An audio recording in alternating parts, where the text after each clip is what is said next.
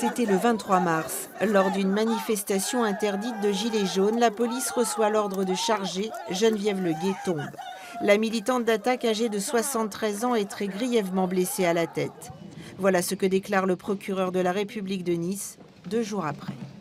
Ce dont on est sûr aussi à l'analyse des images, j'allais presque dire pixel par pixel, c'est qu'elle n'a pas été touchée par les forces de sécurité.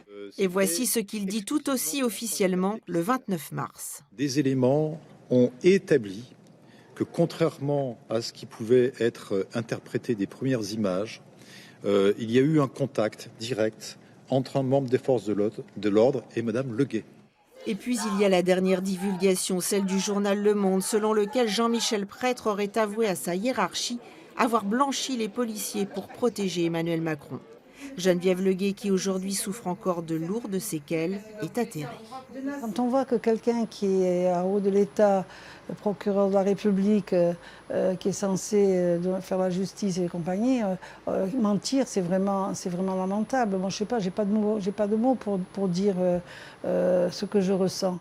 En conséquence, Geneviève Leguet et ses avocats ont décidé de saisir le Conseil supérieur de la magistrature pour ce qu'ils qualifient de violation délibérée d'obligations légales et déontologiques de la part du procureur.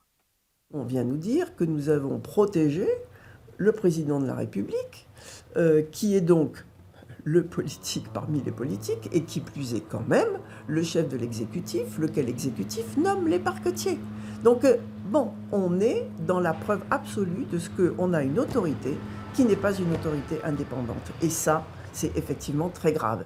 Après avoir obtenu le dépaysement du dossier, les avocats de Mme Leguet espèrent maintenant des sanctions disciplinaires à l'encontre du procureur de Nice, qui nous a fait savoir qu'il était injoignable.